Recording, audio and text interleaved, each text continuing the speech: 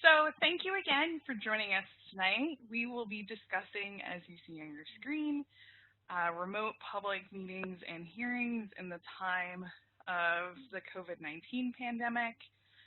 And nearly all of municipal boards' work is performed in meetings and hearings that are open to the public.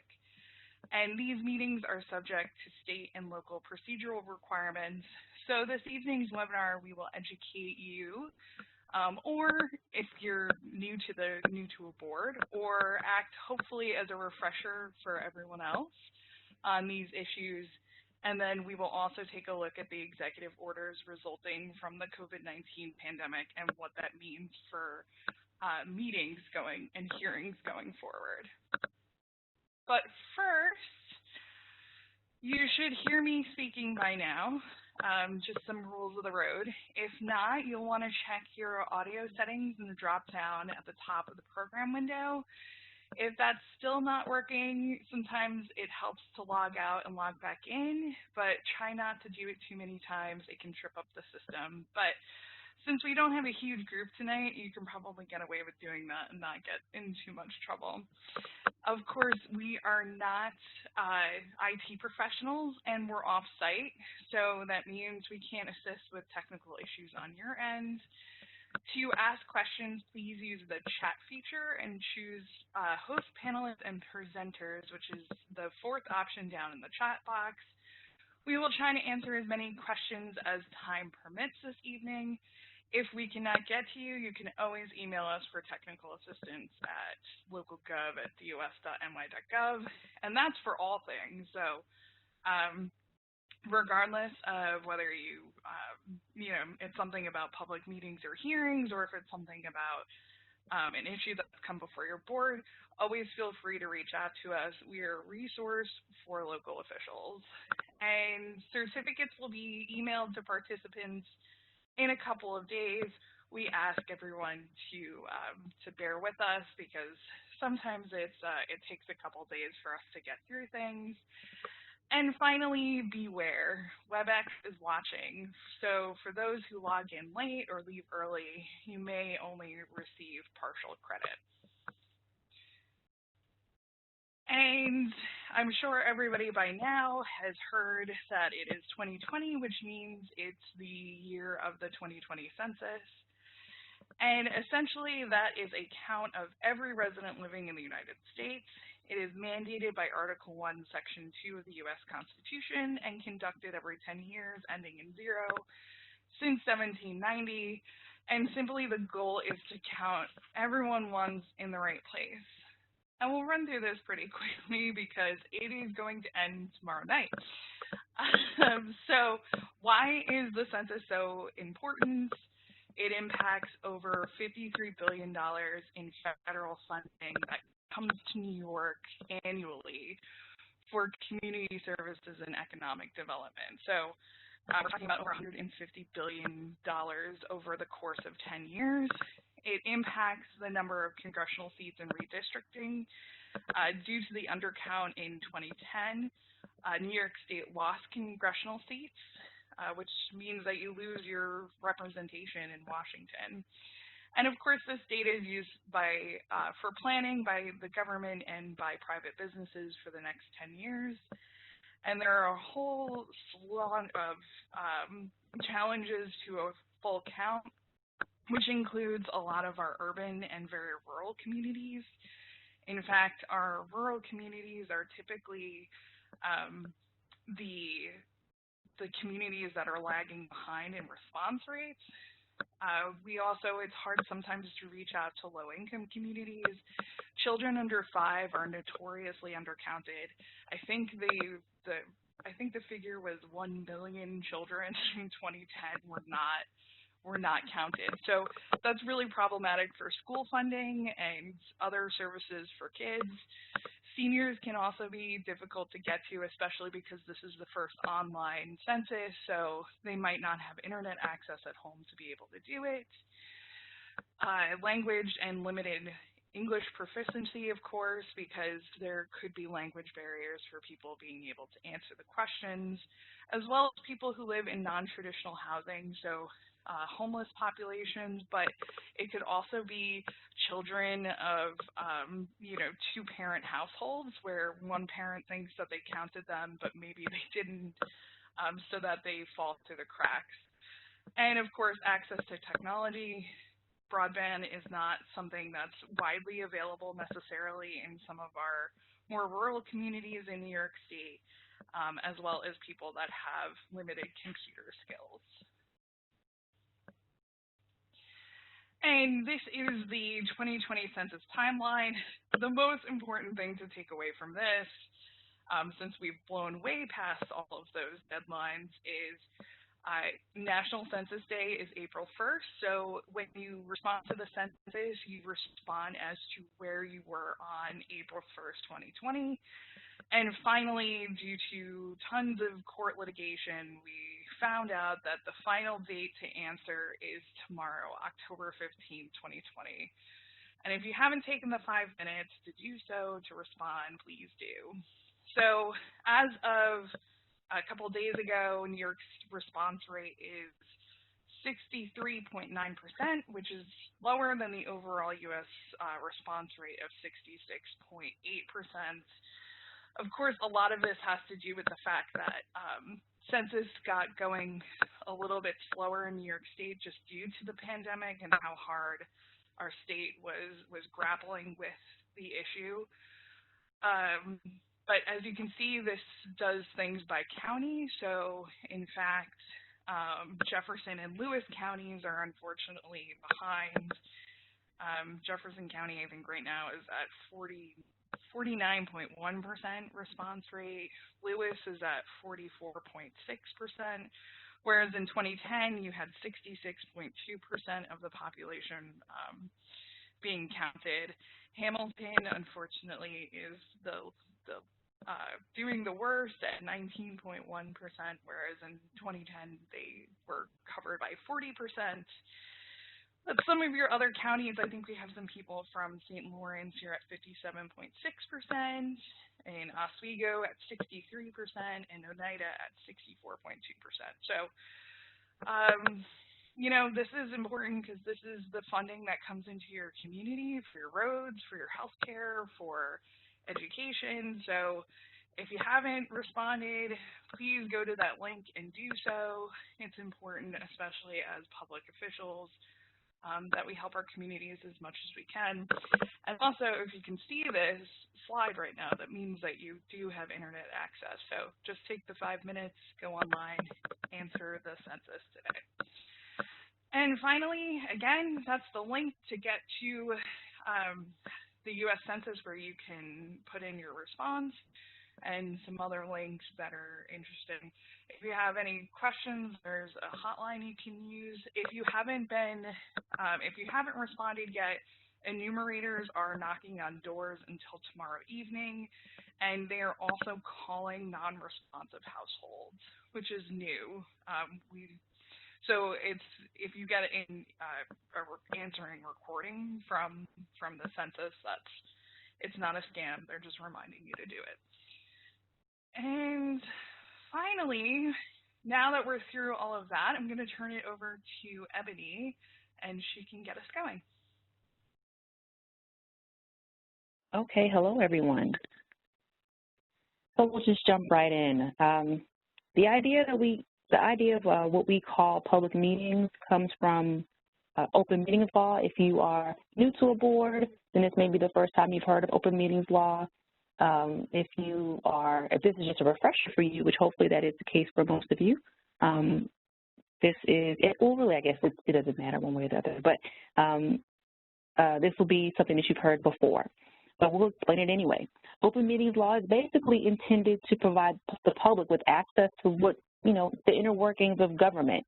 It's supposed to ensure that public business is handled in clear view of the public. And it does this by requiring public bodies to review their policies and eliminate any areas where the public may be unduly excluded.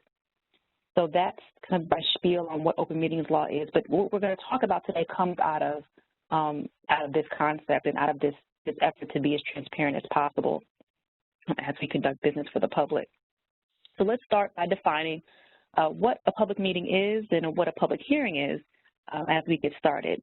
So a public meeting is the official convening of a public body for the purpose of conducting public business. This is basically where the public is made aware of and invited to observe a public body as it conducts public business. And that's key, observing. That's the only function that the public is allowed or expected to play during a public meeting. Now, a public hearing is an official proceeding of a governmental body or officer during which the public is accorded the right to be heard. Now, that differs from a public meeting where, remember, a public meeting is where the public observes. At a public hearing, the public is invited to actually participate, not just being made aware of it, not just being able to observe, but they can actively participate by providing written or oral comment at the hearing itself. And a public body is that organization that is conducting public business. It's entities consisting of 2 or more people that conduct public business and perform a governmental function. That could be your local planning board, your zoning board of appeals, your board of supervisors. It could be those regional economic development councils, et cetera. So that's kind of the foundation that we'll start from. It's one thing also I wanted to just note really quickly that it's important to note that the public body doesn't have to take formal action on a matter at a meeting, like maybe vote or something like that, for the gathering to be considered a meeting.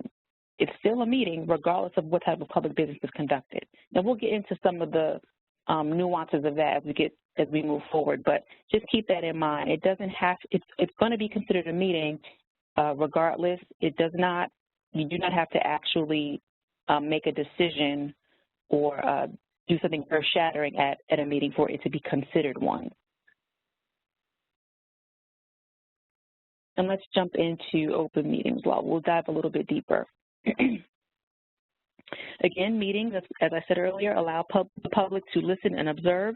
Now, certain gatherings that you may participate in will always be subject to open meetings law. Things like when you're reviewing applications or conducting other board business, like I said, even if no decision has been made. And if that's true for regular board business, you can imagine that it would also be true for work sessions or agenda setting meetings. Regardless of what you call it, it must still comply with open meetings law. Another kind of meeting that would be subject to open meetings law is a site visit. Now, that's kind of tricky because when multiple people attend a site visit, then and you make what's considered a quorum, and we'll get into that next, that triggers the requirements of open meetings law for notices and all of that. And we've noted the key court case here that kind of that we always cite that kind of speaks to this. This case, Riverkeeper versus the Planning Board of the Town of Somers, said that the site visit is not, in and of itself, is not subject to open meetings law.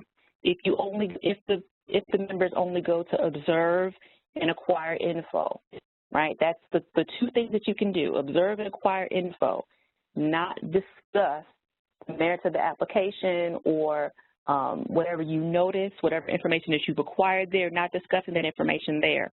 But if a quorum is reached, then it changes, and you do have to comply with that open meetings law requirement to make the public aware of it, to provide access, and we'll get into all of this stuff later. But that's just something to think about, and like I said, we'll talk about that more later. But there is one exception when it comes to open meetings law. If you're in a meeting and you're asking for legal advice from the town attorney or the municipality's attorney or the board's attorney, that's completely okay. That's subject to client attorney privilege, and that is not something that needs to be, that's subject to open meetings law. And so I mentioned the word quorum, and I'll just really quickly define what that is. It's one of the criteria that a gathering has to meet in order to be considered a meeting. And a quorum is just the number of members needed to legally conduct business. And it has to be at least a majority of the fully constituted board. When we say fully constituted, what we're saying are the board as if all of the seats were filled and there were 0 vacancies.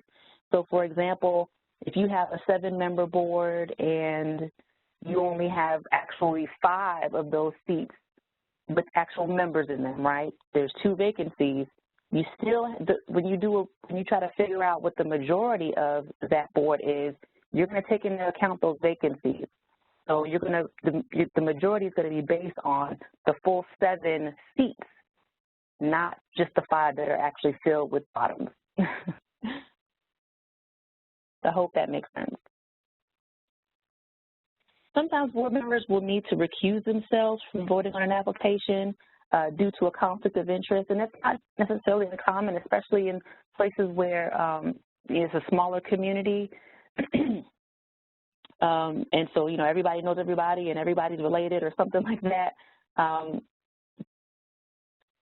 So in situations like that, it's going to be fairly common, or it would not be uncommon, rather, for someone to have to recuse themselves because there may be a perceived or even an actual conflict of interest. But that can also have an impact on whether you can have a quorum or not. If somebody has to recuse themselves from a particular application because they have a conflict of interest with the applicant or the project that's up for a review. So the way to work around that is that you can actually prepare for this by using alternates to achieve a quorum and still conduct the meeting or continue the meeting and do your due diligence and do your duty on that particular application. You can do that by, you can get alternates by adopting a local law or ordinance to appoint any number of alternates that you want to serve, right? So you have the discretion of determining how many alternates you want to reserve or appoint for instances where you cannot achieve a quorum because of a conflict of interest and because someone had to recuse themselves. Those alternates that you have are called upon by the chair to serve, but it's the governing board that sets the term. So this differs from regular members because the regular members, their terms are set by state law, but when it comes to alternates in particular, the governing board is the body that sets the term, the length of their term, rather. Towns, villages, just towns and villages actually can also allow alternates for other reasons, like achieving a quorum, but also this can be done, while this can be done by local law, it does supersede state law. And both regular and alternate board members still have to comply with the basic qualifications for the office. So whatever public officer law requires a board member to have. So that's usually an age requirement, a residence requirement, and a citizenship requirement. So they have to meet that same standard that a regular board member would. They'd also have to meet any training requirements, and of course they have to take the oath of office at the beginning of their term on the board, just like any other board member. Next, Paula will talk about the executive session. I'll pass the ball to Paula. Great. So executive session is the part of a meeting where you can legitimately and legally exclude the public from your deliberations.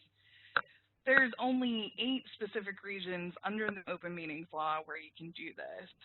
This very rarely applies to the Zoning Board of Appeals, and it only sometimes applies to planning boards. And on the screen, you can see the 8 reasons. We won't spend a ton of time, but public safety. So we're meaning if you're trying to protect the identity of someone, if you're undergoing a criminal investigation, then so you would be protecting their identity and criminal investigations. Number 4 is important and probably the one you would use most often, and that is actual litigation. And this means like you can't just use it because there's some loudmouth in your municipality that keeps threatening to sue you, based on a decision you're making. Again, it has to be more than just the threat of litigation, but actual litigation. So the municipality is actively being sued. And then we have collective negotiations like organized labor, history of a person. A lot of boards refer to this as personnel issues. And finally, we have civil service exams and property values. And another important thing to keep in mind is you cannot vote to spend public money in an session.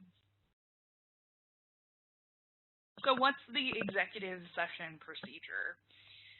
So we've heard from some boards in New York that will only gather for an evening meeting to just go into executive session. And the point here is to, put across is the fact that that's not the proper way to act. This executive session itself is part of a public meeting, so it's not separate from the public meeting itself.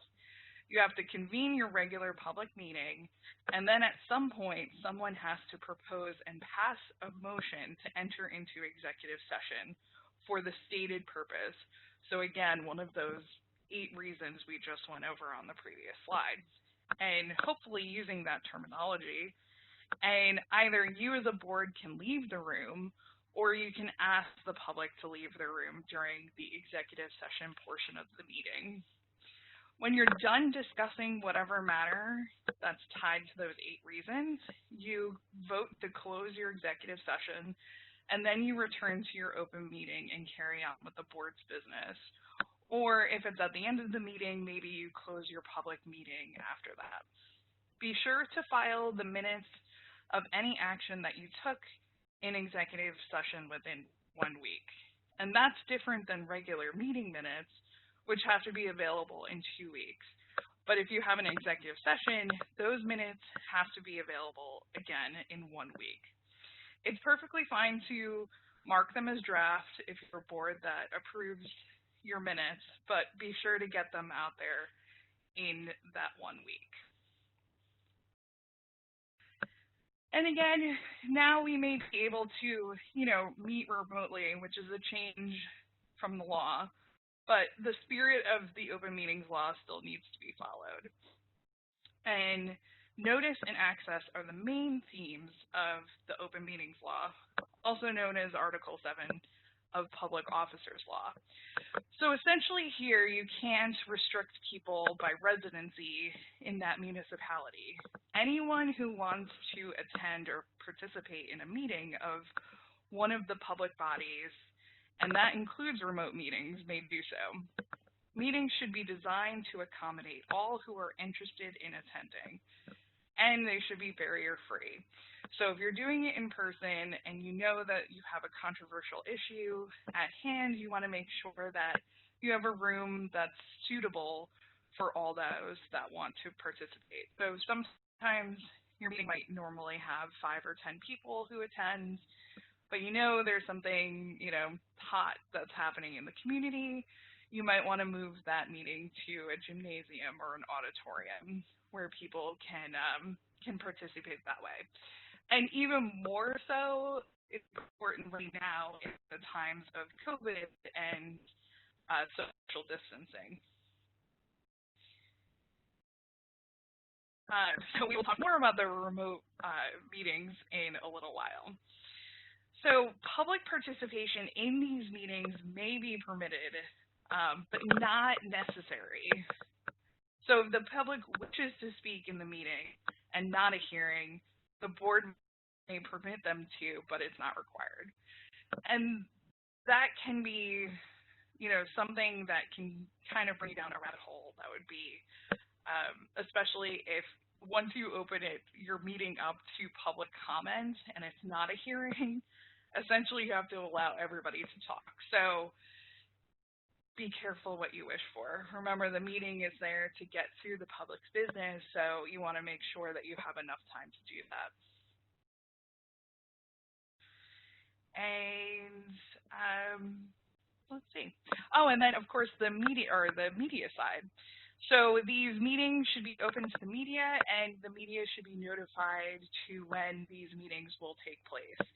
They don't necessarily have to share it themselves with the public, but at least they're notified. So especially if there's a controversial issue before the board, most likely they will cover it in the media, and maybe a reporter will actually come out and do a piece on whatever the issue is. Again, the meeting notice should be posted conspicuously before all of your meetings. And if you have a municipal website, it's always a good idea to post it there so people always know, when your meetings are going to be. Typically, municipalities pick a certain time, so every Tuesday of the month for the whole month or for the whole year. And the meeting notice requirements are as followed. The meeting should be noticed at least 1 week in advance, and this is not to be confused with the legal notice requirements for public hearings, though we will cover that in a little while. The notice of meeting should be posted, again, conspicuously in public locations with at least 72 hours in advance. Even if your public buildings aren't necessarily yet open for meetings, if you have a clerk that's reporting for duty, you can always post the meeting on the front door and definitely post it again on your website. And keep that website up to date because the public will want to remain involved and include all information about video conferencing, which again we will talk about in a little while. And a more recent requirement of the Open Meetings Law is the disclosure of records that are to be discussed. So just be aware that copies should be available at the physical meeting, or ideally they would be posted on your website as well for members of the public to download to access before the meeting itself. This is especially important in the time of COVID, because you may be having a hybrid of in-person and online meetings, and people will want to be able to access what is going to be discussed at that meeting ahead of time. If you can't upload it to your website, at least have a contact, like an email address, for a member of the public to be able to reach out to obtain copies of those records, and that's for records applications or materials that will be discussed at the meeting.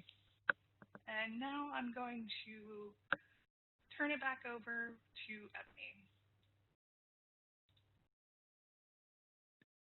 Okay, so we'll talk about meeting preparation and procedure. We'll just jump right in. So applications, I mean, you know what these are, right? If you're a board member, you're familiar with these applications, and if you're not, if you're a new board member, then you certainly will become very familiar with them. But in general, when it comes to your application, and you want to have a procedure to that kind of makes the process go smoothly for applicants and everyone that's involved. So you want to start by having maybe a go-between, like the zoning enforcement officer or a board clerk or a municipal clerk, someone who can interface with the public and provide or explain the process, explain documents, et cetera. That goes a long way to making that process flow smoothly for both the applicant and the board when it's time to make a decision on the application. You also want to have clear and concise forms and just in communication, just in general. And when I say accessible, I'm talking about like posting on your website, having paper copies available at your town hall or wherever you're housed. Of course, not during COVID because no one is doing things in person these days, but outside of that time when this hopefully will end and we'll go back to interfacing in person, paper would be included, something that you would have made available to the public and applicants at your town hall or what have you. And also have it be accessible in language, using simple language. I can't tell you how many times I've worked with people, just your everyday person, your average Joe that came in and they were just intimidated because, they wanted to, put a gazebo in their backyard, or even someone who's just starting to do some development work and they have no idea what any of this stuff means. It's intimidating, and jargon certainly doesn't help. So, making sure that your documents are in simple language, again, takes some of the stress out of it for applicants, and it just helps the process move a little bit smoother. You also want to have instructions. Don't assume that what you're asking for, again, is something that everyone understands and has common experience with. Everything is it may be common sense, but, you know, not everyone is familiar, not everyone has had exposure to some of the things that you'll be reviewing and requesting from them. And you also want to require upfront whatever it is that you need for decision making. If you need a certain type of plan, if you need plans to be done at a certain scale, like a certain measurement, you need to ask for that upfront so that you can, again, have a smoother process and the applicant has, you know, a reasonable understanding of what the expectation is before they get invested in, you know, put in money for plans and documents that you'll need to make your decision. You also want to have clear submission requirements. You want to have a checklist, and that's key. We talk about that a lot in a lot of our trainings, where having a checklist is so important because again, it helps set expectations. It helps let the applicant know, okay, this is exactly what I need, and they can, you know, figure out what their investment will have to be in terms of getting this application approved. You know, how much is it going to cost me? They can take that document to an architect or whomever and say, hey, you know, how much is this going to cost me? I need these documents and I needed this, this, and this because this is what the commission, the planning board, the zoning board, whatever told me. It's also important to, you know, maybe have a flow chart too. I mean, both of these tools go a long way in helping to demystify the process for the applicant. The flow chart does so by helping the applicant track their process. You know, again, I've heard it where some applicants, the public, you know, developers, whatever, they'll feel like when they submit their application to a board that it goes into a black hole and they don't know what happens to it. They don't know how it's reviewed. They don't know when they'll get to, when it will come to see the light of day and they'll be able to have a decision rendered on it. But if you have a flow chart, again, it helps to demystify the process and give people an idea of what their timeline can be. It can help investors to figure out what their financial and time investments will be in the project and in the process overall. So again, these are just two really wonderful things to have up front. You also want to have a list of due dates and meeting dates. Again, it's important to have these things up front. It helps manage expectations and give people peace of mind about what they're getting themselves into, right, when they submit an application, and when they can expect for the matter to be resolved one way or the other. So I think I've covered most of these. You want a clear submission requirements, a clear checklist. Most approvals require public hearing within 62 days of a complete application. So again, this is important as to why you want to have a list of those due dates. You want to keep everyone, including yourself, on task and mindful of when these deadlines are coming, so that you're not allowing default approvals, things like that, or that you are having hearings in appropriate time frames after a complete application has been submitted. And again, like this says, the deadline increases efficiency of review. You can, and not just efficiency, but consistency, right? If you have these types of things laid out, you can do it the same way every time, and it kind of becomes like a well-oiled machine. So I strongly recommend that you do these things. And of course, you can also ask the applicant to supply extra copies of materials. Now, you know, it's costly to make copies, and so it is not uncommon for, you know, if you have to share documents, if you have to refer an application to the county or some other municipal department because they're going to weigh in, they're going to give you advice, expertise, or they're going to make a recommendation. It may be another board from the ZBA to the planning board or vice versa. You know, you can ask the applicant to provide those copies as a part of their original application. It's not unusual, and it's not an overreach either.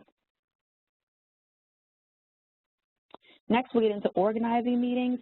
You want to start with determining whose job it is to pull everything together. That could be one person. It could be multiple people depending on time and resources, but there should be someone who has a job of kind of coordinating the different aspects of how that meeting will come together and be conducted, right? You want to decide who's going to prepare the agenda, who's going to confirm attendees, who's going to make sure that we have a quorum in advance of the meeting, right? We know who's going to show up, and we know that number of people meet that quorum requirement for this to be a meeting and for us to go forward.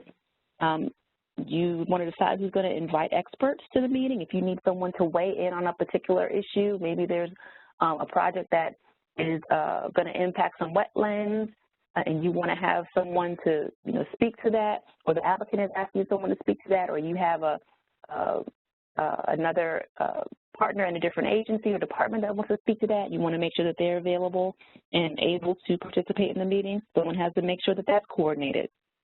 Someone has to reserve the space, make sure it's accessible to people in general, but also ADA compliant. You want to make sure that there's ample room for people to move throughout the space. If someone's in a wheelchair, they can get down to the front and be seated comfortably. Whatever that entails, you want to make sure that someone is able and available to do that. Someone has to secure the equipment, prepare materials, even set up the space. It could be, it's not uncommon. We found that, through our travels, not every municipality has like a council chambers, right? Or board chambers that's like formal space. It's kind of like an auditorium, like in our picture here, where it's all laid out formally for you. No, some people are setting up their board meetings in the firehouse, right, or in a school gymnasium or something like that. And so someone has to be responsible for helping that to get set up and arranged in a way that conducive to the conduct of the meeting.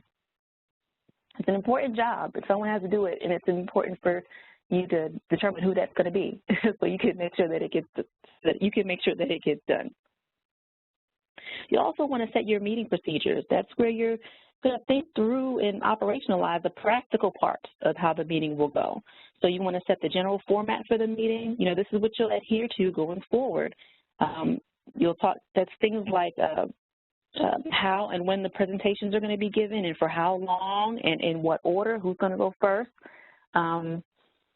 You're going to set time limits for the established agenda items. So those things that you know that are going to be on the agenda, that you decided are going to be on the agenda, you're going to dictate, okay, when we talk about these things, we're going to allow this amount of time.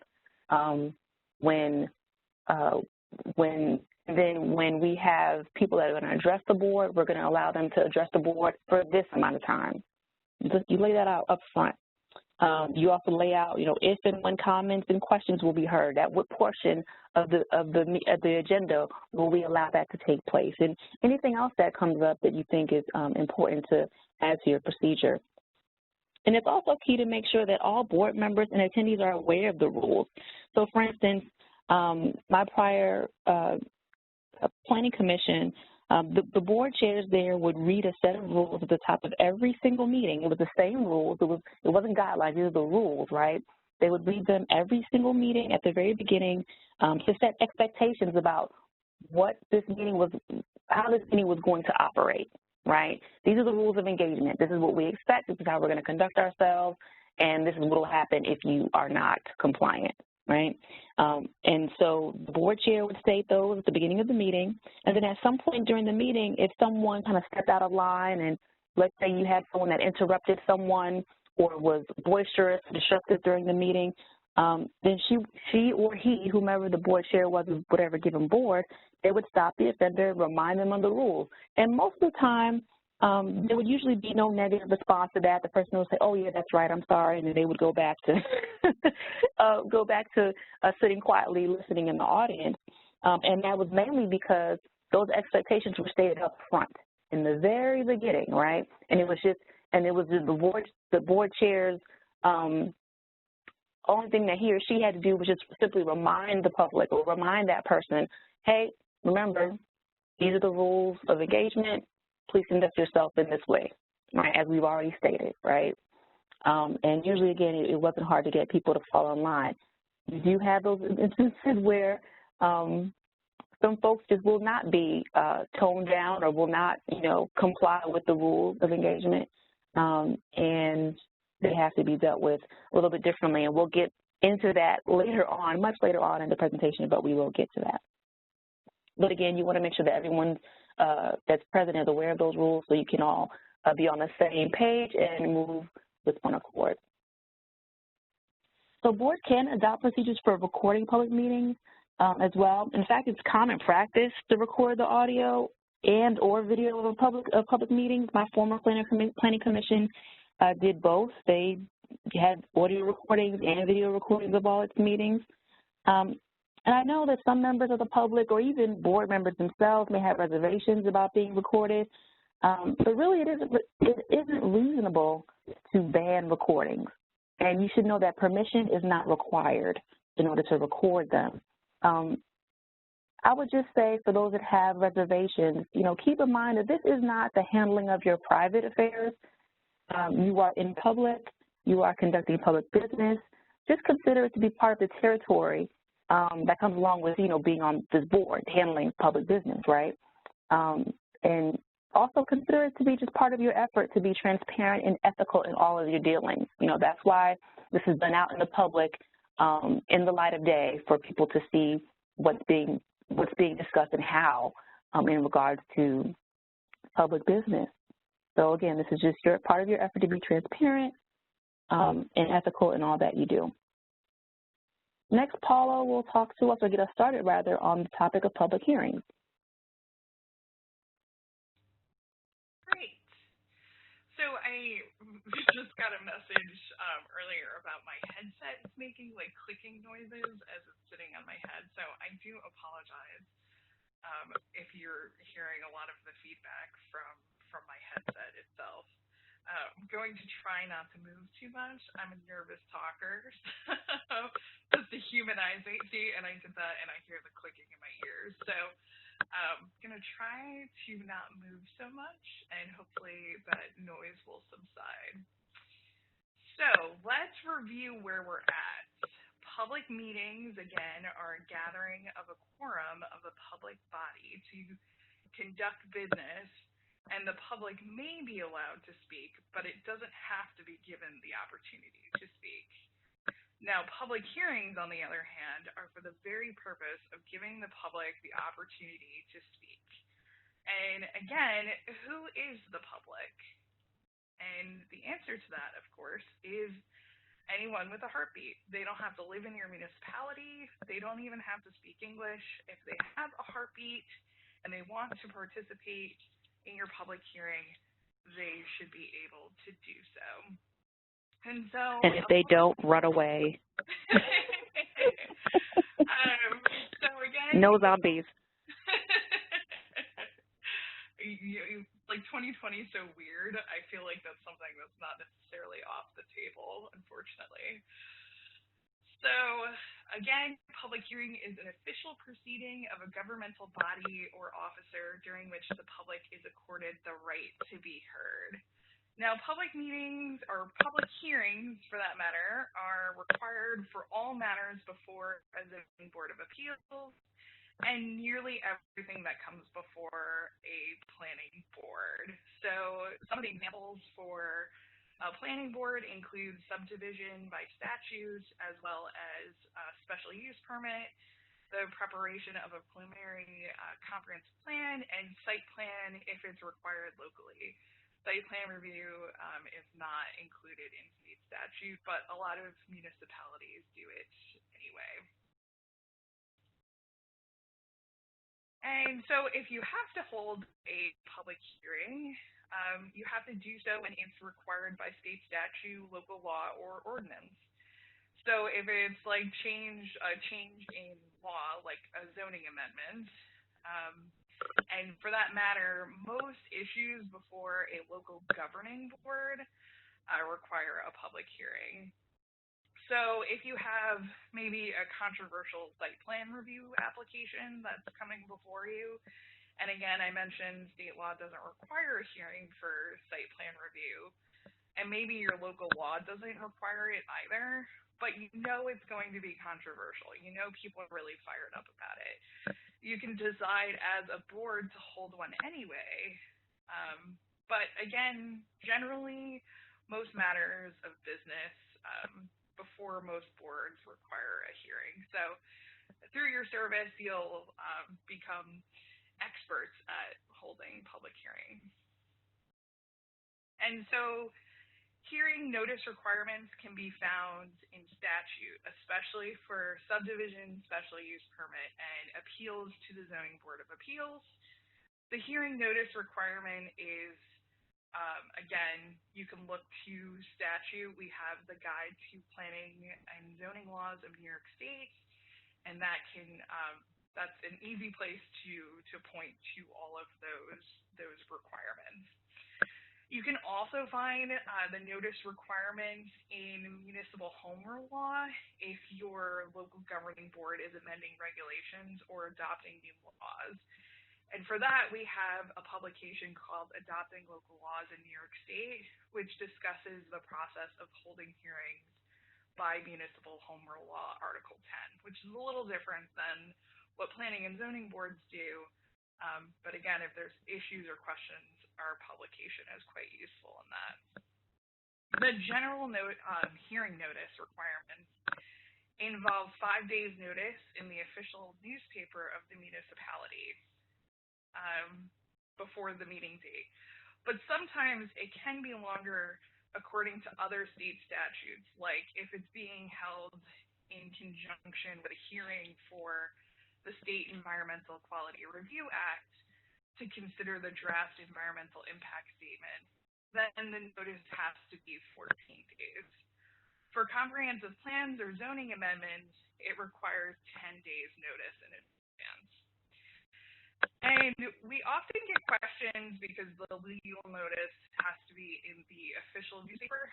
We get a lot of questions from municipalities that maybe don't have local newspapers anymore about the need to publish in a printed paper. And that's something the Committee on the Oakland Government at the Department of State is considering, because a lot of people don't necessarily get the paper anymore, or maybe you get a digital copy of it instead, and maybe this is a law that probably should probably get updated, just because we do things a lot differently now. And so, however, until we are able to change that, this law goes ahead.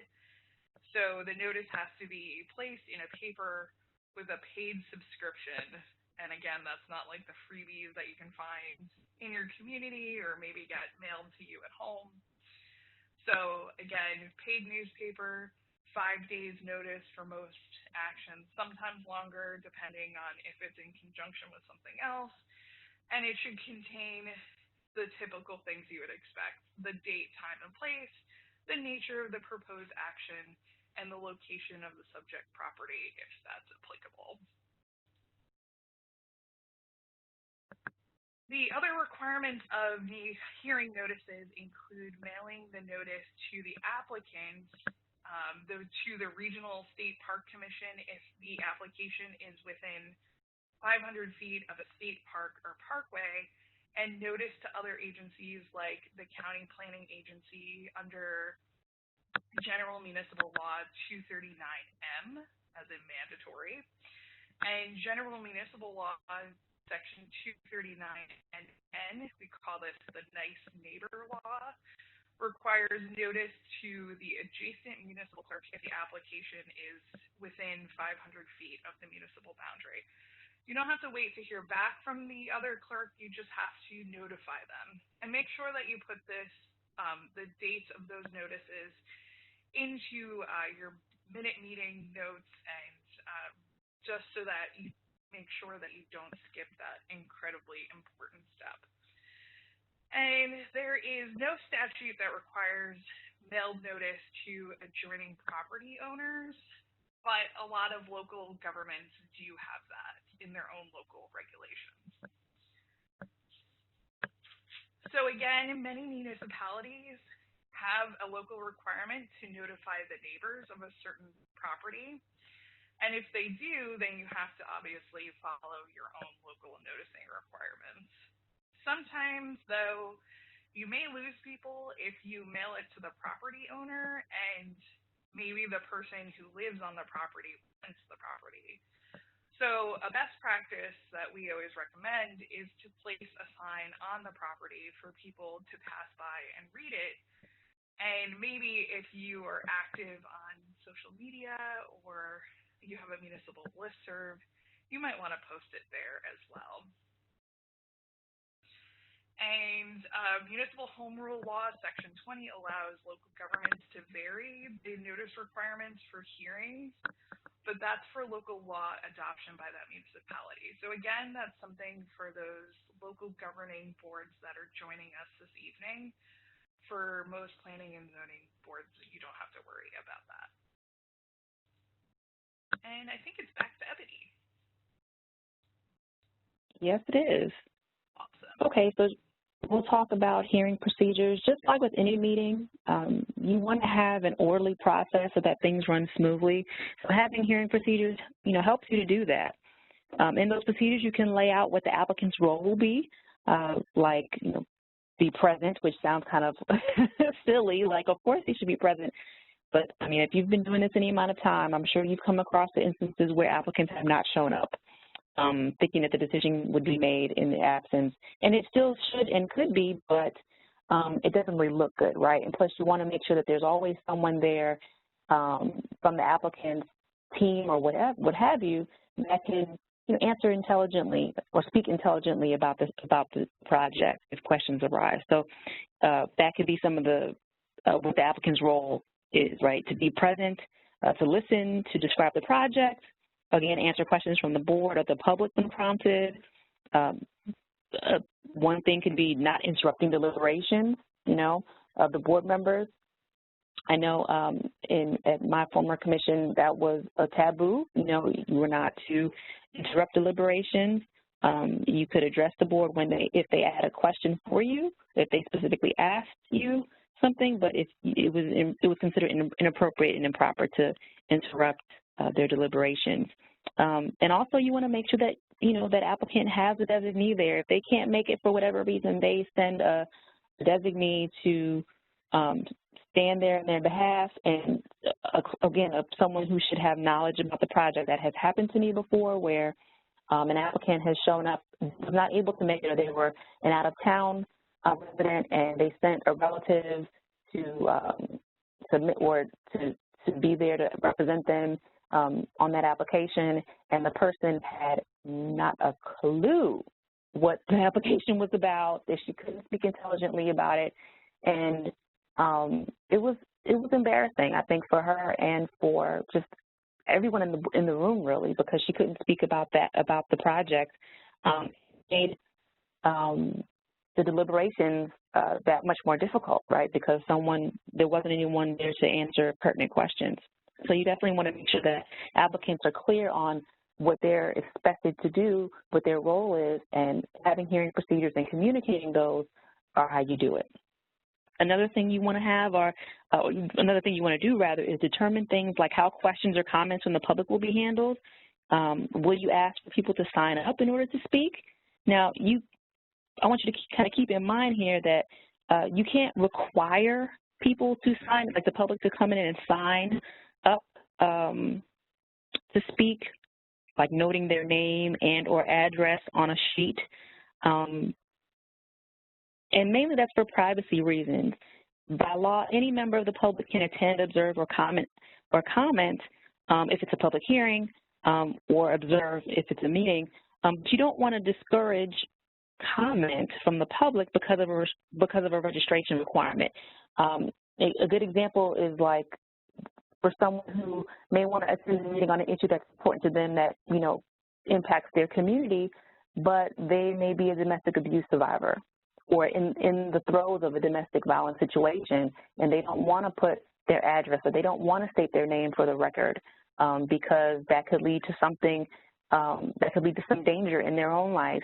You don't want to discourage comment from people, because everyone has different situations, and some people may be inclined to, some people may not have a problem with it, but some people may have not just privacy concerns or reservations in that regard, but have real life issues that they're trying to manage, but still want to participate in how their community operates, right, and what's going to happen in their community going forward. So we don't want to discourage that type of involvement. You want to make sure that you let people know that they can, that you'd like them to speak, and that if they so choose, and that you suggest that they,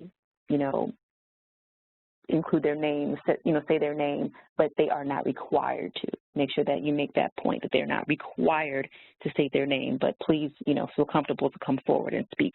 You also want to address or determine how much time speakers will be given. The applicant may have a certain amount of time to speak, but you may allot a different time frame or the same for people from the public to come up and address the board or ask questions of the applicant or what have you after the applicant has had the opportunity to describe their application and answer any questions of the board. And you also want to lay out in your hearing procedures any consequences for disruptive audience members.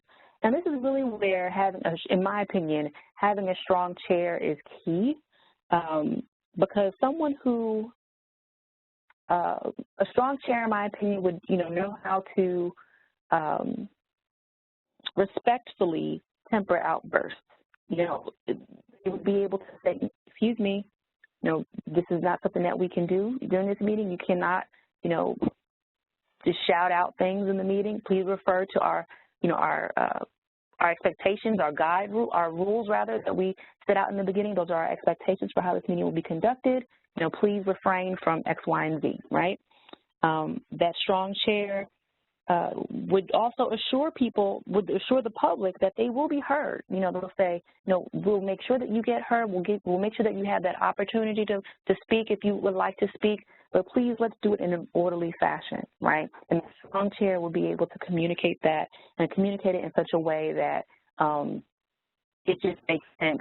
Reasonable adults, see that it makes sense and can fall in line.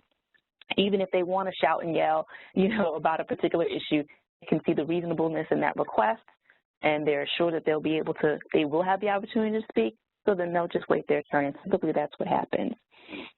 But of course, in times when it doesn't happen, you do have the option, of course, to remove people if necessary. And again, a strong chair should feel fairly comfortable doing that if they have to. And it's funny because it's a little easier to do that if you're doing a video conferencing right now in the day of COVID, and we'll get into all of this later. But now, in the day of COVID, we're doing things via video conference and Zoom and all of that. And when you're doing a Zoom meeting, it's a lot easier to boot somebody out of those, right? You don't want to get an itchy trigger finger. You want to, even if you're on a video conference, you want to operate, if you're on a video conference, in the same way that you operate if it was in person. Give people an opportunity to fall in line, and then of course if that's not complied with, then you take extreme measures. But of course, again, that's an option available to you. You also want to determine, recording sessions. How is that going to be done? How are you going to record sessions? You can't prevent it. Again, it does come with the territory. That's in my view, a good way to think about it. So how are you going to execute that? How are you going to make sure that the sessions get recorded, either via the audio or the video? Here's a few tips. Again, you want to suggest that speakers identify themselves, but be clear that it is not required to speak. So give them the option, to say their name or address or whatever if they so choose. But know that it's not required. You also want to remember that you're being recorded and are on video. So you want to be mindful of whether it's video or teleconference, whether it's video or audio. You are being recorded, so you want to be mindful of noises throughout the conduct of the session, right? So rustling paper, chatter from the public, those things can make it difficult to hear in real time, right, when you're actually there in person during the hearing itself. But it can also make it difficult to hear when you're listening to the recording. Sometimes that can block out people that are speaking that need to be heard. So you want to make sure you let people know, of course, respectfully, to quiet down. You also want to make sure it's clear, rather, who or what is being referred to, especially if it's only an audio recording. You want to make sure that people are on the same page about what we're talking about. But also it's important for folks that, like some of the specific portions of your attendees, like you may have some disabled attendees who may not be able to see what's being presented, and for that same reason, it's okay to require that visual references be read into the record itself. And it's basically describing the item that's being presented or referred to, like a map. Like, this is a zoning map. It shows the boundaries of X, Y, and Z, and that it's commercial and, you know, blah, blah, blah, okay? So also patient from the start about, by letting everybody know up front what's going to happen procedurally. So letting people know what's next. And that kind of goes back to what I was talking about with having ground rules that are read at the top of the meeting by the chair or whomever, that lay out, you know, what's going to happen in the process of this meeting, and what's going to happen next, et cetera. And when it comes to closing the hearing is usually over when all speakers are heard, right? Or when all issues or cases on the agenda are discussed, decided, or addressed in some way, even if the decision is not made that day and it's deferred to a following meeting or hearing. But in general, when all items on the agenda are discussed, that's when typically the hearing is over. It's not unusual for meetings to run late, or excuse me, for hearings to run late, especially when there's controversial applications, or if you're in a place that has a lot of development activity, or it's just a period of increased activity in your community. So it's not unusual for those meetings to run late if you have a large docket, or excuse me, a heavy docket, or, like I said, controversial applications. But what do you do in those circumstances, right, when those meetings run late? You can stay there till midnight.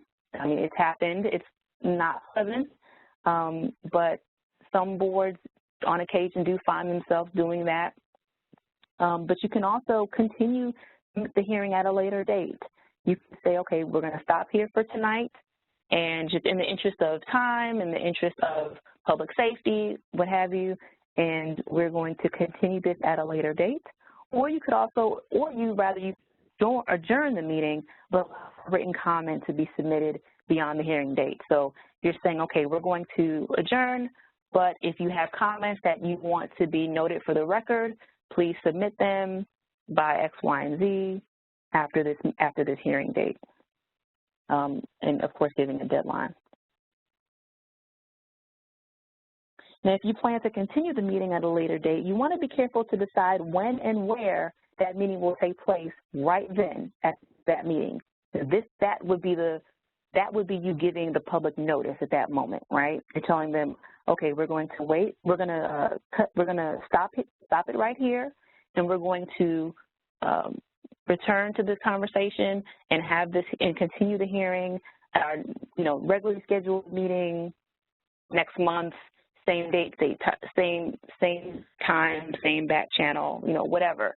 If you have a regular and fully established hearing schedule laid out, you can do something like that. But again, you want to be careful to decide when and where right at that meeting, because that's you giving the public notice right then and there. If you don't set the time, date, and location at that meeting, then you have to provide notice like as required, like as you normally would. So if you put an ad in the paper, public notice in the paper and all of that, you have to do that same thing because you failed to let the public know at the end of that prior meeting, of that prior hearing, when this was going to be continued, when this discussion was going to be continued in a public forum, right? So again, just for efficiency's sake, just make it kind of a rule of thumb. If you're going to continue a meeting, let people know when and where it's going to be at the close of that hearing itself, okay? And again, this is just like another reason why having regularly scheduled meetings, assuming you have business to conduct, right? Having a regular schedule of meetings laid out in advance so that it just makes sense. You don't have to schedule another meeting. You don't have to schedule a mid-month meeting or some other meeting. You already have, everyone already knows when the next meeting is going to be, and you can just state that very quickly, and you're able to move on. In any case, next Paula is going to take us into some of the temporary changes to public meetings and hearings that we've all kind of had to deal with as a result of the pandemic. Great. Thanks, Ebony. So again, like Ebony said, we'll just examine the heart of this webinar, which is the specifics of meeting during the coronavirus pandemic and the specifics of the governor's executive orders, and how they relate to remote public meetings and public hearings. So the first executive order on public officers law, also known as open meetings law, was enacted on March 7th, and it referred to the suspension of some of the rules of the open meetings law. What this essentially did was allowed meetings to be held remotely by teleconference or video conference, so long as the public is able to view or listen to such meeting, and that such meeting is recorded and then later transcribed.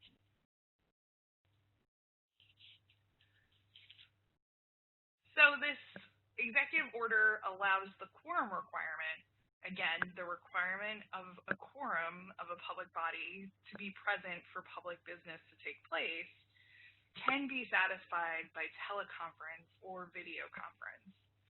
Normally, Public Officers Law Section 103C of Open Meetings Law does allow for video conferencing, but if a member attends by video conferencing, the location of that member has to be publicized and open to the public.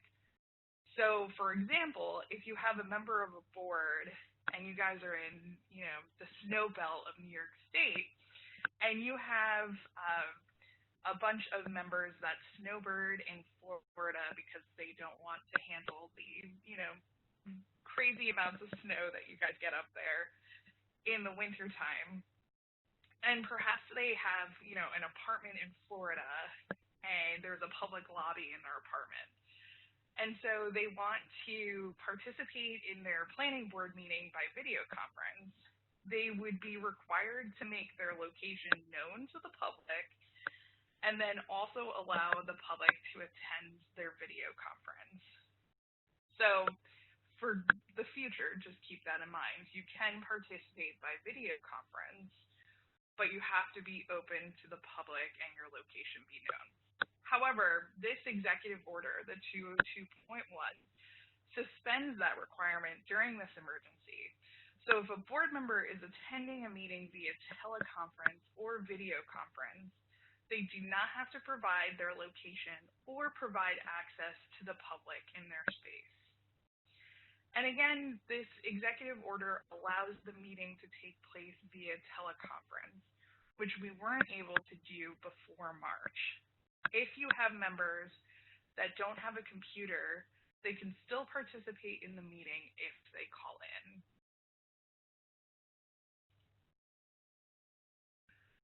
So remember, again, I always say this, the spirit of open meetings law. The call has to be a live meeting for the public to observe, and comments can be taken by either email or voice if the board chooses to allow that. Audio must be recorded and transcribed. Boards may use Zoom or WebEx transcription services if they choose to, or maybe you have a staff member that can transcribe the meeting for you. It does not require the use of a stenographer, though some municipalities may choose that path. There's no specific deadline for the transcription to be made available to the public. You should make sure, however, that it is available within a reasonable time. If you use WebEx or Zoom, you should also read and correct any obvious mistakes or misleading information, especially when people might cut out, and so sometimes computers aren't necessarily always perfect. And remember, transcription does not eliminate the need for meeting minutes. You still must abide by those timelines. So again, 2 weeks for regular meetings and 1 week if executive session is conducted. The next executive order that was enacted that deals with public meetings and hearings was 202.10. And this one essentially just states that non-essential gatherings of any size for any reason or any essential gatherings of any size for any reason are canceled or postponed. So this restricted the in-person meetings of municipal boards in the municipal building, but it did allow one board member can attend a meeting in the building, but only one member. So if you have a board of, 7 people and 6 people have internet access and the 7th person doesn't, they could go to the municipal building for the meeting, but only them alone.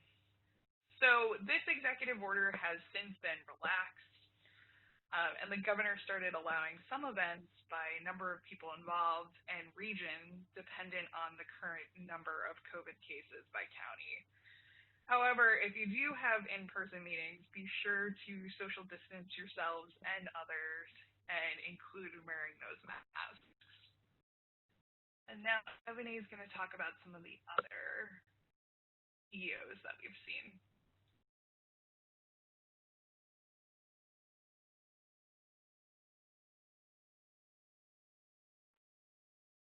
Okay. Sorry, I had to get my mute. I have multiple mutes here, one on my phone and one on the screen, so just the delay. Okay, so we'll jump into Executive Order 202.15, and I'll just read this really quickly. It said that any local official, state official, or local government or school which by virtue of any law has a public hearing scheduled or otherwise required to take place in April or May of 2020 shall be postponed until June 1st, 2020 without prejudice. However, such hearing may continue if the convening public body or official is able to hold the public hearing remotely through the use of telephone conference, video conference, or other similar service.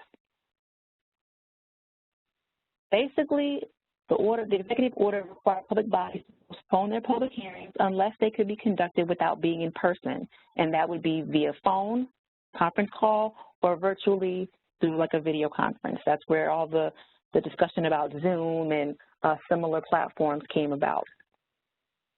Of course, people were using this beforehand, but in terms of like conducting government business, that's where all that came from. And that same executive order also required that the public be able to comment in real time at virtual public hearings. So that means primarily verbally, right? That could be for a video conference, that could be raising a hand and being unmuted during a video conference, or it could be calling in directly via phone. But it could also be texting because that's real time as well, right? And we've seen instances across the country where some public meetings, hearings rather, have allowed that opportunity that they've afforded that opportunity rather to their public attendees. And via email or letter or leaving a voicemail are also allowed. They're okay, but that's not considered real time. And so those can be allowed as a supplement, right, to a verbal comment, but it cannot take the place of those immediate real-time, that real-time input. It's also important to note that comments that are submitted via email, voicemail, letter, or text must be read into the record. So don't forget to add this to your procedures, okay? And you still have to provide the public with notice. Notice should reference that the meeting or hearing is being held in accordance with this Executive Order 202.15, and the notice must state that in-person attendance is prohibited, that it is not allowed. You cannot join this meeting in person, okay? It also should include how to access the meeting. This is common sense stuff, but, you know, sometimes because of all the things that are going on, people forget to put the obvious stuff on there, thinking that people will get it. And it's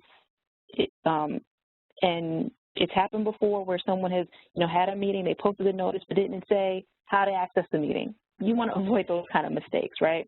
And so you want to include how to access the meeting by providing the web address for the video conference, if that's what you're doing, and telephone number so that people can call in, or if you're just doing a teleconference, you want to put that phone number and any other necessary information that's needed to get into that call.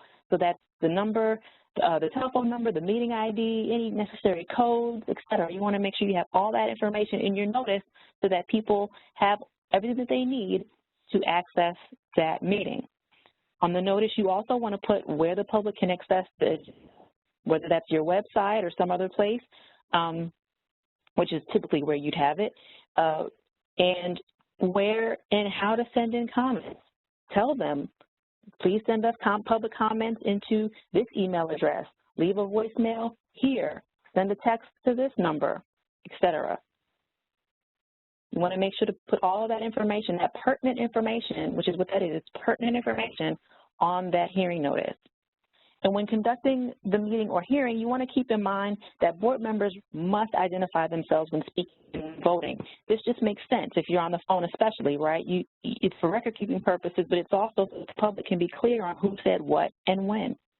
You also want to remember that the public has to be given the opportunity to provide verbal comments, and written comments cannot be a substitute. I've said that before, and I know I'm repeating myself, I just really want to drive home. The public has to have the opportunity to provide verbal comments. Written comments are wonderful. You should allow this, but it cannot be a substitute for those verbal comments. You have to provide a mechanism to allow for that. And you want to remember, again, that written comments must be read into the record. You also want to make every attempt to allow the public to see or understand through description what is being discussed. So, for instance, the board can show proposals on the screen. They can share the screen. If you're using something like a Zoom or WebEx or whatever, the board can show those proposals on their screen. It can allow the viewers, if it's a video conference, to see what documents they're using, and that's the subject of the discussion. If it's via phone, the applicant or the board or whomever can describe the plans that they're looking at in detail. They can describe the subject of the conversation, right? So that what people are looking at in the meetings to those people who cannot see what's there and they can only listen. And finally, you want to make sure to submit any resolutions to the clerk. Executive Order 202.67 extends all of the previous executive orders that pertain to holding public meetings and hearings online, and it did so to continue them until November 2nd, 2020. And I'll pass it to Paula. I wish they would just, do that executive order until the end of the year. So it's always such a pain having to go back and filter through. We might find ourselves there shortly. I know, we send that suggestion every month. I think our colleagues at the Committee on Open Government do as well, just because it's so hard, especially for clerks that are trying to schedule their meetings, and you have to provide a certain amount, your noticing requirements that, yep. If you have a meeting that falls right around that deadline, it's so hard to be able to do that. So we've heard that from a lot of municipal local officials, and we totally hear you on that. So hopefully maybe that will change in the future, but for so far it just keeps getting pushed, a month down the road every time.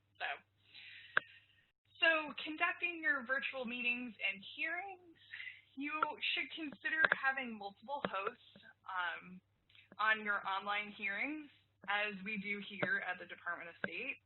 We have Chris as our alternate host tonight, helping this evening. And video conferencing can be a lot of work, especially we can say this after doing a lot of webinars since March. So having additional staff on hand is always helpful. It never hurts to have more than one person, especially if it's something controversial and you have a lot of people that are logging in. Most likely that probably isn't the case for a lot of municipalities, but you just never know what's going to happen. So you might end up with a lot of people. So have all hands on deck. And make sure you have a backup, and especially for members of the public that come into, and make sure that, your members of the public are coming into the meeting muted for the part of meetings. And we've all heard horror stories of video conferencing gone wrong, schools and municipalities. So practice logging in ahead of time with your board members, especially if they're not used to doing business this way. And like Ebony mentioned before, tutorials on software are available. Practice all the time. For me, I learn everything on YouTube from home maintenance to how to use a new technology, there's probably your answer somewhere on YouTube, so always feel free to turn there for some help and guidance. And of course, NICOM, the New York Conference of Mayors, has offered some tips and guidance on doing meetings via video conference as well at that link.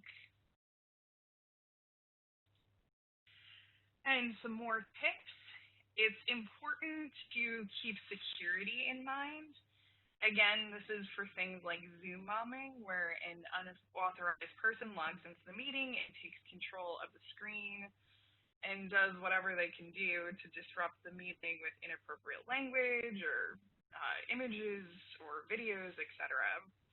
So Zoom and all of these services, of course, are having a huge increase in traffic due to the pandemic, and we're always going to have people that will abuse these systems to bring chaos to your meeting. So make sure you go over your settings.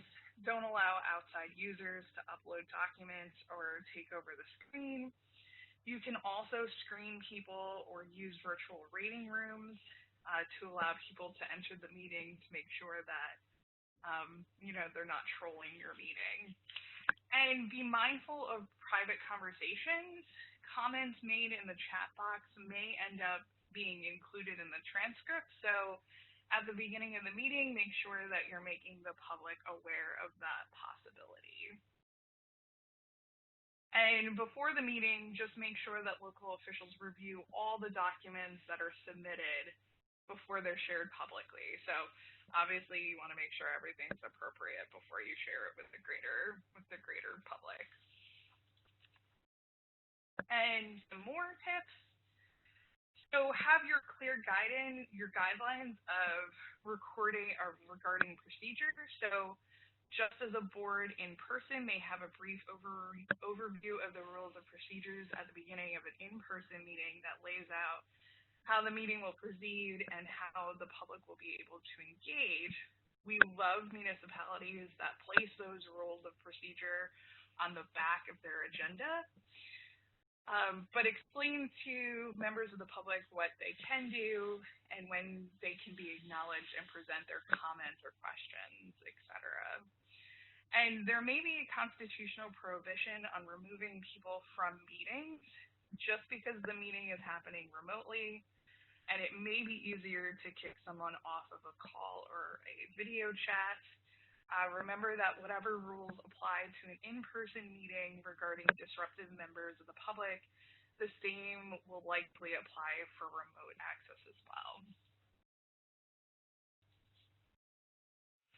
And of course, what happens for those communities that maybe don't have broadband access, or maybe they have, board members that aren't too technologically savvy? We can always go back and consider the low tech or the no tech options. And I really like this slide because I think it's important. So, utilize your public access TV. Many of our municipalities already do this. And let's face it, everyone has a TV and the basic channels at least. And most people have a phone line. So you may be able to watch the meeting live and then have a comment line, and include closed captioning if available because it ensures equitable access to all community members. That could be especially helpful for those who are hard of hearing.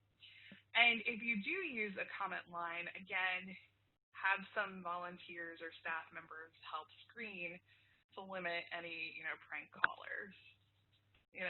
Everybody loves that meeting that has somebody that calls in and says, like, is your refrigerator running? You better go catch it. Ha, ha, ha. It's late. That's my brain's saying. But that's my favorite. That is my favorite slide in this whole presentation because it, like you said, it's low tech. It's something that everybody has, and everyone knows what that is. Everyone's seen like those Jerry Lewis telethons from back in the 90s, but people are familiar with how those things work. So I love that. I love that. Yeah. I love that. Sometimes the low-tech option is the best option going forward. Yep. And on top of it, it's already recorded. You can play it again. So if you're an insomniac in the middle of the night, you can watch a planning board meeting at 2 a.m. You know, and who knows what else you could watch. And get to sleep. It might help. So some of the platforms you can use, so consider multiple ways to allow for real-time comments. And some of the platforms we've seen being used is Poll Everywhere, and that can be used to take attendance, to do single polls, quizzes, and visualize responses in real time. They can be used to ask a single question or multiple questions of the audience, and questions can be open-ended or multiple choice. People respond to the poll questions via text with a keyword or online. And it cannot be used with social media to respond. So, like, you can't use it to, like, tweet back at people. And then we have Mentimeter, which is a interactive presentation software that allows the user to incorporate polls, quizzes, and et cetera to survey the audience. Audiences can answer questions anonymously using smartphones. The software also filters out profanity and exports data into PDF and Excel files, which will be super helpful when you have to have a transcription down the line. This platform wasn't specifically made for public engagement, but it was used, and I guess the company itself reached out to a televised town hall that was going on in Texas and said they were pleasantly surprised to see it being used in a new way. So that's interesting. And then my personal favorite, just because it sounds awesome, is Bang the Table. And that allows you to live stream town hall meetings and allows comment and live Q&A interaction with the audience using YouTube live streaming that's linked to Bang the Table's engagement system. And this system also allows the audience to ask questions in real time via the Q&A tool. Isn't that cool? Sometimes there's parts about 2020 that are really cool. And back to Ebony to finish us off with records. Okay, so records are what tell the story of an application and the decision-making process. It's important to be intentional about preparing and compiling and storing them, as well as making them available for public review. And that's regardless of what board you sit on and regardless of the kind of business that you are conducting in your service. Meetings are a record. You want to make meeting minutes available to the public. This is a requirement, right? It's not optional. It's a requirement. For regular meetings, the requirement is you want to make that available, those meeting minutes available within 2 weeks. For executive session, the requirement is within 1 week. You also want to follow the New York State Archives record retention schedule. This tells you what to hold on to forever versus what you need to just hold on to temporarily. So, for instance, you want to keep official meeting minutes permanently. Also, hearing proceedings, you want to keep those permanently. But for recordings, you can for a minimum of 4 months after subscription or approval of minutes or proceedings. And just as a side note, you'll also want to keep project files permanently.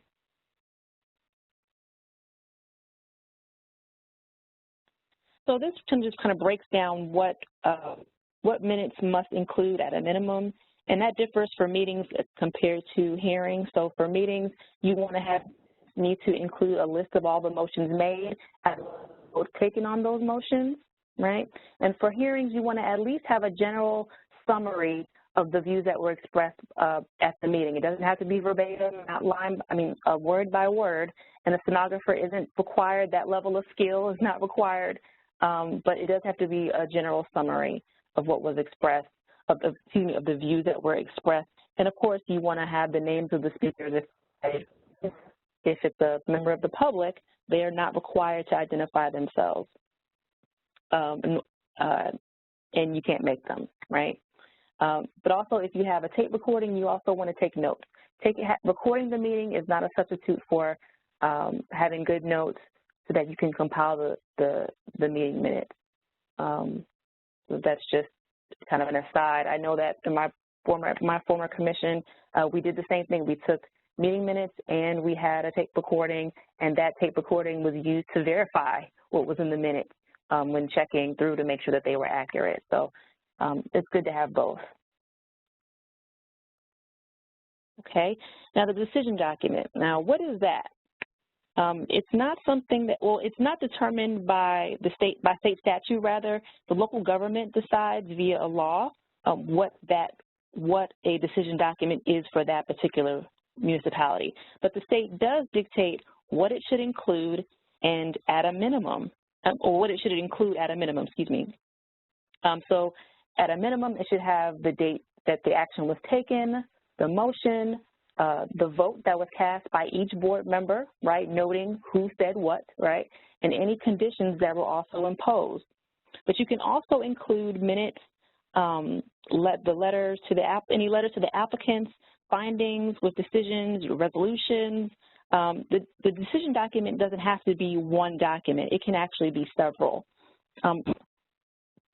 For example, at my prior commission, the decision document consisted of a copy of the minutes, the staff report that outlined the facts of the application, as well as the findings and the decision. So that was 2 documents, right? So like I said, the decision document doesn't have to be one document. It can be several together, multiple documents. But again, this is determined at the local level, but it does need to include some basic information as per the state requirement.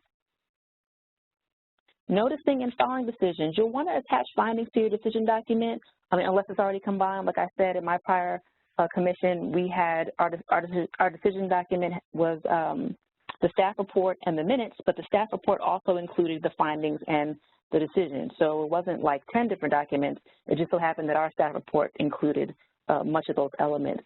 But like I said, again, you want to attach your findings to your decision document unless it's already combined.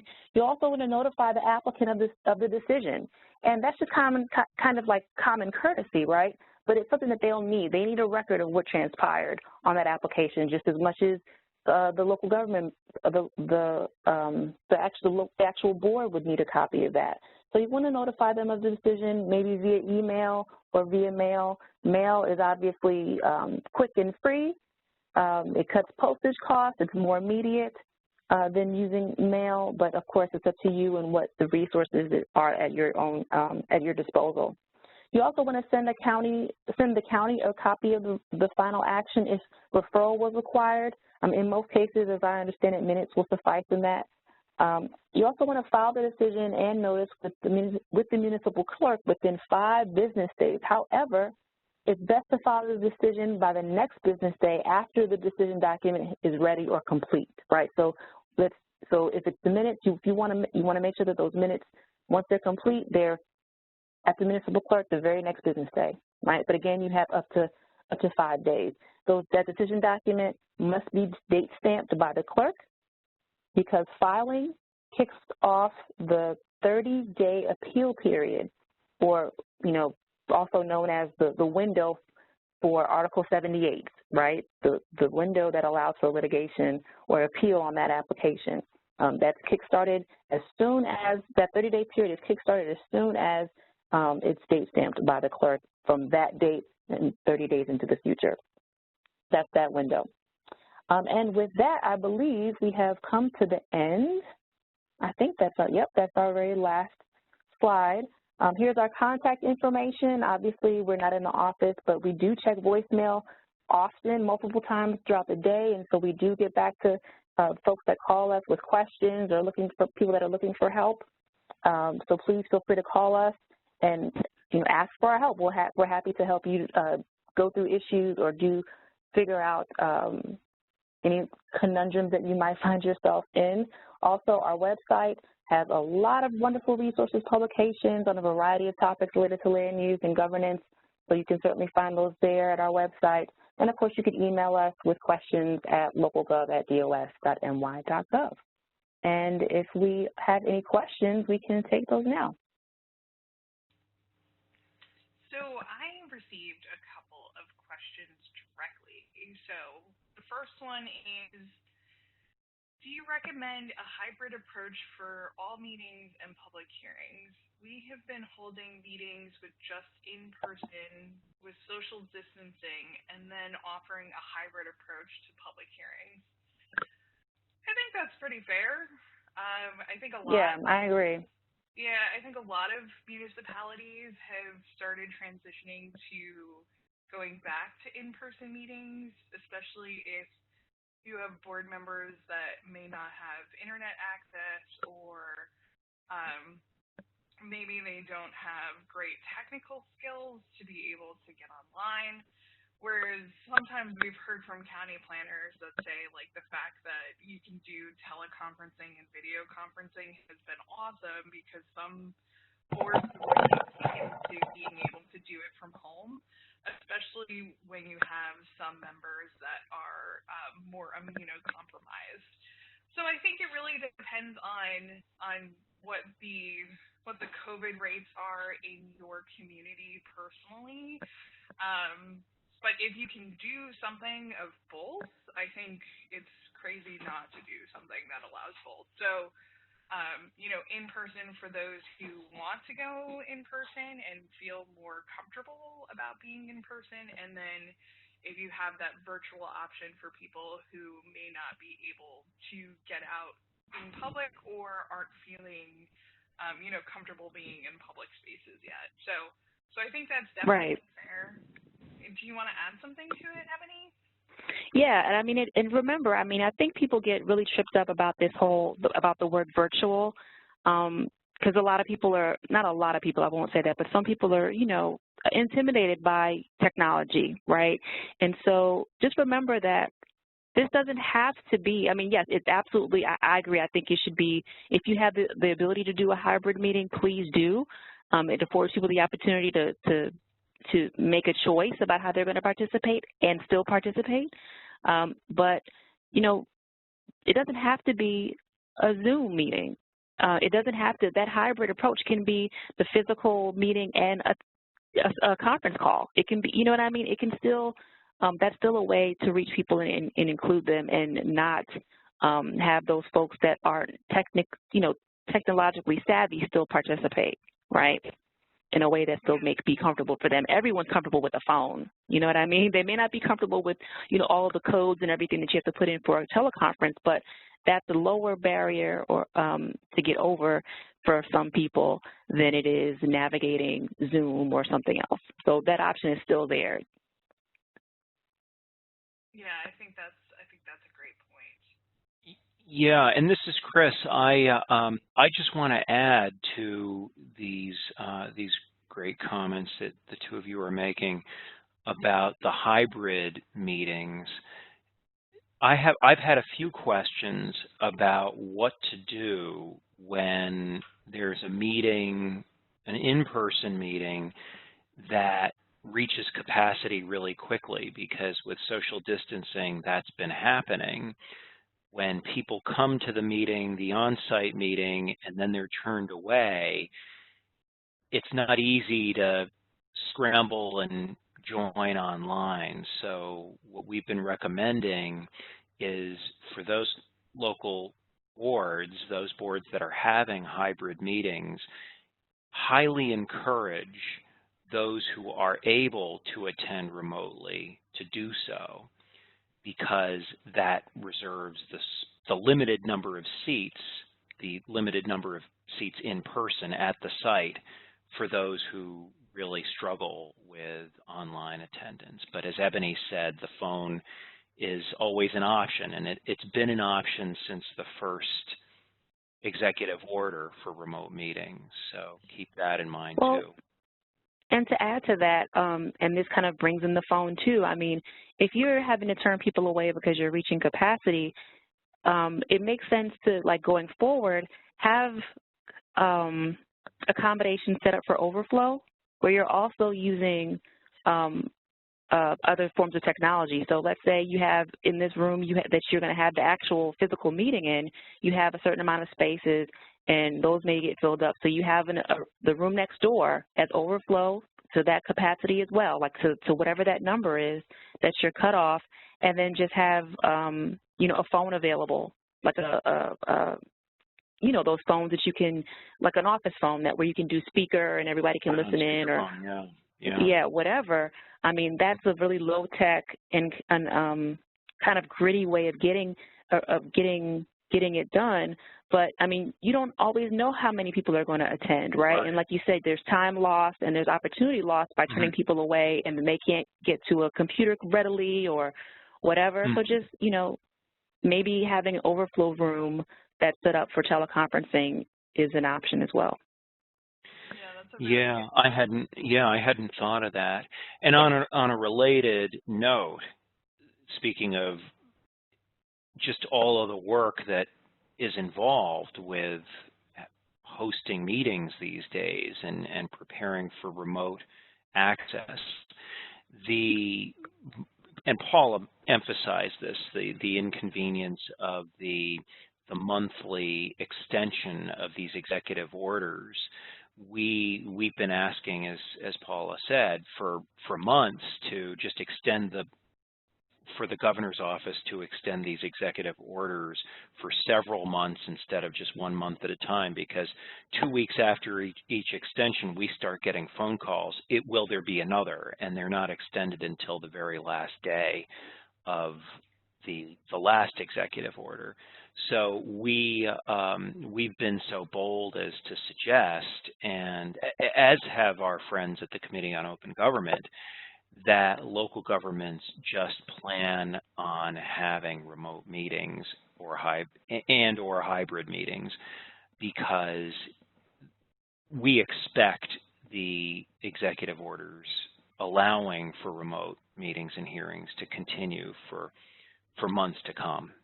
And I think Paula and Ebony both suggested that there will be the possibility that open meetings law will be changed, the statute will be changed to allow a greater degree of remote meeting permanently on some level, although we don't have any firm information about that, and we do know that there's been discussion about changing the requirement for the public hearing, the legal notice for public hearings in a newspaper with paid subscription.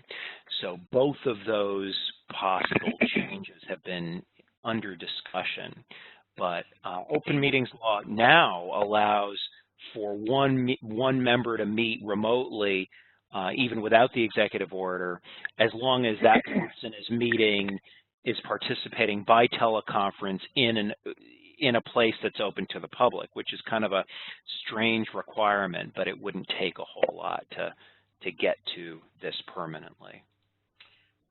One other thing I can think of is we've had a case where one of the good things of doing a hybrid model is I received an email right before a meeting, and the person who was asking was, can we switch to an online meeting, because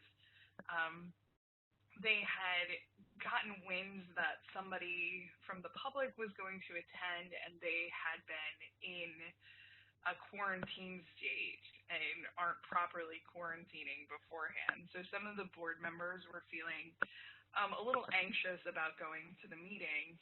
But the unfortunate part in that one is if you notice the meeting as being in person only, then your hands are a bit tied in terms of being able to do that, or you have to just go ahead and cancel the meeting at the last minute, which is kind of a headache for everybody involved. So if you do have that option of having both online and in person, and you kind of get a feeling like somebody who's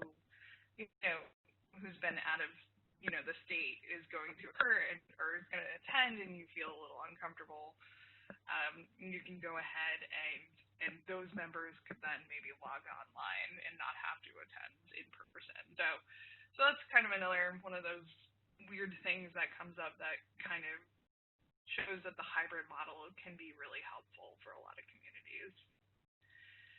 And then I got a comment from somebody who doesn't have electricity at their residence. So they do have internet at their town hall. So my comments on TV and phones is not necessarily so accurate. So it's interesting. And holding a remote hearing is very difficult at best. It can be. I will agree with you on that. Especially if you have a lot of people who are, participating and don't necessarily have the skills to handle the software. One of the requirements for the remote public hearing is the ability to comment in real time, but one recommendation we have is to encourage people to send their comments by email, and if they want to leave a message, if they want to call and leave a message. But sending them by email really gives some relief to those managing the meeting, because they can read the emails into the record and not have to do as much coordination with the public, because we know how much work it is to host a webinar. So I've participated in Zoom meetings. I'm on an advisory board for a historic district advisory board, and we've been having Zoom meetings, but we haven't had hearings. So that's another realm of challenges. A question came in to all of us asking for confirmation about the posting of the schedule of meetings. The distinction here is that if you send to the local press a schedule of your regular meetings, you're relieved of sending notice to the press of every meeting that you have. And note that this is meetings, not hearings. So if your planning board meets every second Tuesday of the month and you send that schedule to the press, you don't have to worry about informing the press. Your local reporter at the Watertown Daily Times or whatever paper you use of that monthly meeting. Your reporter, your local reporter has that schedule, but that doesn't relieve you of the need to post every meeting, to post notice of every meeting and generally the agenda. That's a good practice. You can't do too much to be in the spirit of open meetings law, so it's highly encouraged to post your schedule online on your municipal website in a place where many people will see it, like on your public bulletin board and so forth, and and also your agenda. And as I think Paula had the slide with the relatively new requirement of open meetings law, that the documents to be considered be posted online if practicable and available at the meeting if it's in person. The questioner followed up and said, we have a special use permit to review, then we need a new notice. Yes, you should post that notice on your website of the meeting, and any special meetings for sure on the municipal website and somewhere in the municipal building on your bulletin board or wherever else makes such notices are posted. And then I just got one other comment about being able to do the quorum via video conference in the winter time. So again, in normal times, you can achieve a quorum if you video conference. So, if somebody a board member is traveling in the winter months and they're in a much warmer, exciting place, they can video conference in as long as they provide their location and access to the public if they want to participate. But since we are in these COVID times, you can participate from anywhere you are. So that's pretty exciting. Yeah, and as we said, we expect the executive order to continue to be extended for several months to come. Yeah. I think Mike, do you have anything? We'll see for at least another, like, 6 months, I would say. Yeah, I think so, Paula.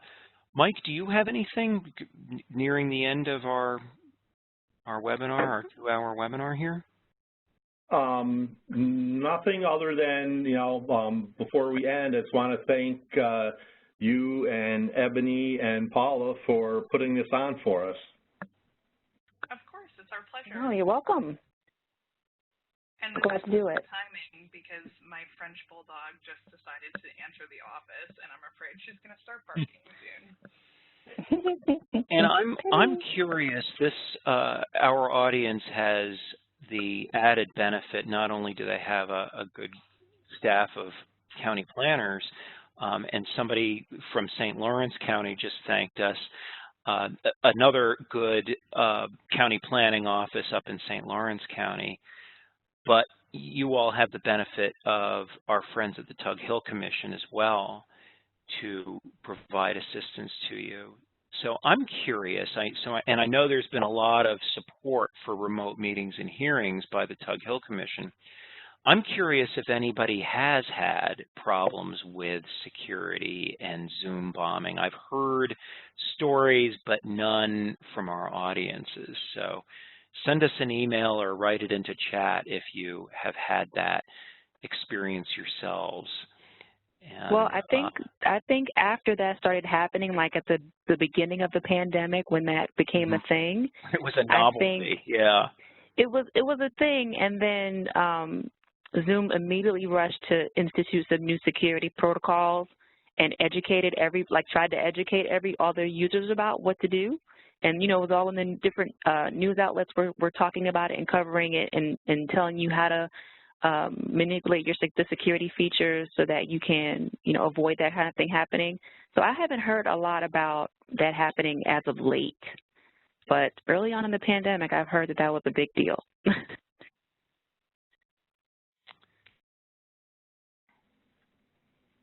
Yeah, that seems to be what we're also getting in the comment box. Mm-hmm. From our colleagues at the Tug Hill Commission.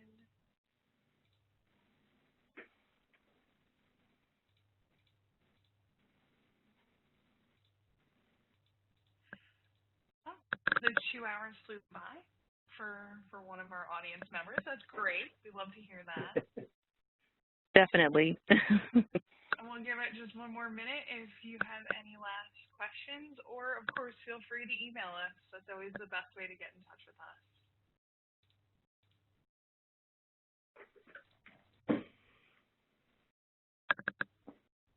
We had a question about whether the recording would be on our website. And we've been recording our spring webinars and our winter webinars. We'll be sending out a schedule of winter webinars in the next few weeks, and we will record and post those. But for the county and regional webinars, we're not posting those on our site because we have quite a few already. But we will offer it to Jefferson County to see if they want to post it. And I guess if Tug Hill wants to, the Tug Hill Commission wants to post it, we can offer it there too. So we can talk about details there for anyone else you would like to share this webinar with. That'd be great, Chris. Well, again, everybody, thank you again for joining us. We know these have been some weird times, and we always appreciate for board members to come out and get training with us. And again, feel free to always reach out to us. And of course, we hope you all stay safe and well. Stay well, yes. Definitely. So until then, adios. Have a lovely evening. Good night, everyone. Thanks for Good night. Bye.